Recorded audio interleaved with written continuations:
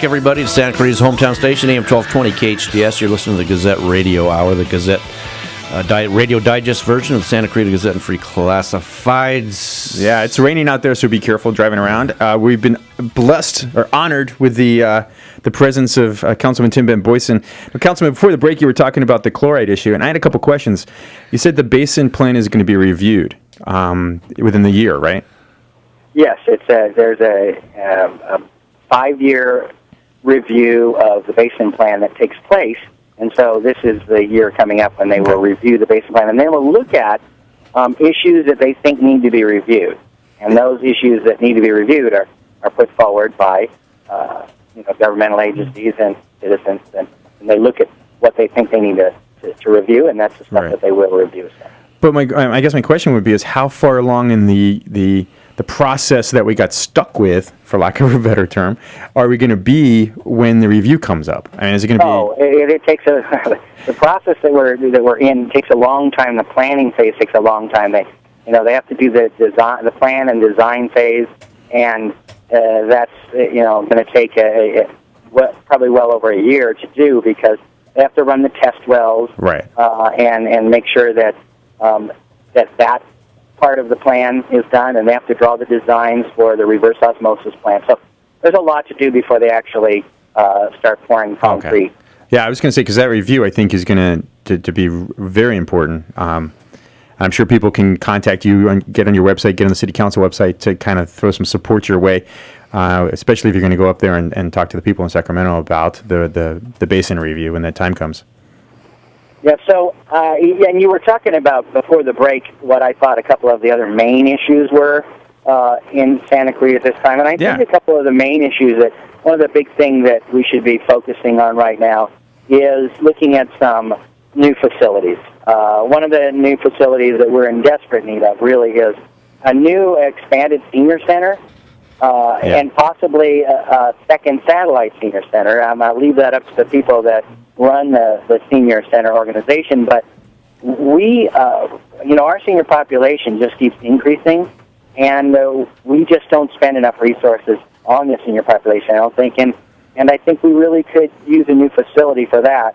And then the other thing is with regard to law enforcement, and that is we need a new sheriff's station. Yeah, no, that I agree with. The station is like about 3 different buildings at least that I know of, and they are just outgrown the facility. There's so many people working over there, and the facility is really getting old. Right. And so they're looking at relocating it more actually geographically more central.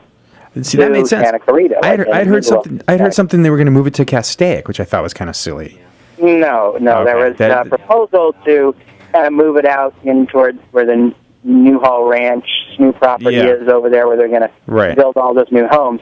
But there hasn't been any movement forward on that. Good. And the council is very much opposed to that. Good. We're talking with we want to have our sheriff's department, which is a fabulous job, but we want to have them, in the middle of Santa Clarita. Yeah, exactly. Not out on the edge. So, anyway, that's something that we're in, that the city manager's in talks with the county, and we're looking forward to that. So I think that those are a couple of the big things, and then the third thing would be to look at a community center, expanded community center, but possibly attached to a library up in the Saugus area, because Saugus doesn't have those facilities. That's a good point. Excuse me, Councilman. We're talking to Councilman Tim Ben Boyson here.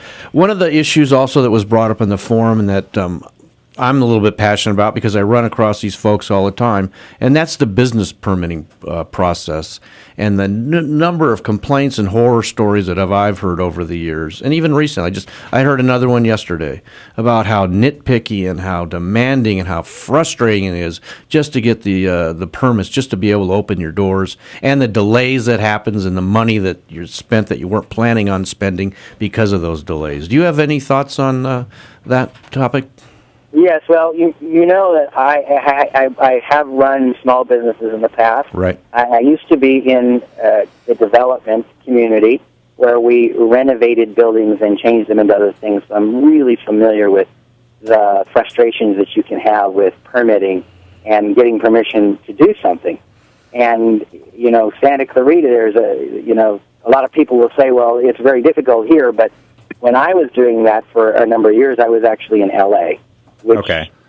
that should explain enough right there. Exactly. But I get it. And I also, I run the Canyon Theater Guild as my day job. So it's a nonprofit organization, but you have to run it like a small business. And we do have a facility, and we did renovate a building. And so I absolutely know the frustration that can come with the permitting process. Now, obviously, the permitting process has to look at factors of fire, life, safety issues. Exactly. Sure. There's just no two ways about that. And unfortunately, some people, when they're building, they'll go in and they'll, like, put, as an example, put in a public assembly area that they want to put in, maybe an instructional school or something like that. Right. And they go into a space and put a bunch of people in it without realizing that you got to have panic hardware and things like that on the doors. I've seen that happen. Mm-hmm. And that's just a safety issue. You just don't ever want it on your conscience that you did something that endangered people's lives. So fire life safety is one thing. There are other issues, and a whole myriad of other issues, that sometimes can be very frustrating. And my advice is for, if people have those issues, they should contact the city council person. Okay. That is what we do. When I was running for office and they asked me this question, I said I thought it'd be a good idea if the city had an ombudsman that was specifically assigned to do that task. That's an interesting idea. That was the person you went to. But of course, like a lot of my ideas that I would like to put forth and stuff, I haven't been able to put some of them forward because I haven't found the support just yet. But hang in there. I keep working on it, and we'll see what happens. All right. Well, that sounds good, Councilman Tim Benton. We're up against a break. We got to let you go. I'm sure you've got a busy day planned. I'd like to thank you for coming on. It's been great. We'd love to have you on anytime you want to come on and try to drum up support for some of these ideas. It seems like you're becoming the voice of reason on the city's Santa Clarita Council. Agree with John 100% on that, Councilman. So, well, I appreciate your kind words, and it's always nice to have them from people at sometimes, because I get you through the part where the people are on the opposite side of the issue are saying coming after you with pitchforks and we have to remember back to that part. So anyway, that never happens to you, does it? Day, huh? That never happens to you, does it? And then you all have a great day. You too. And all right, stay safe out there in the rain. Yeah. It is over here in Newhall just pouring like crazy. All right, we will do that. All right, thank you, Councilman.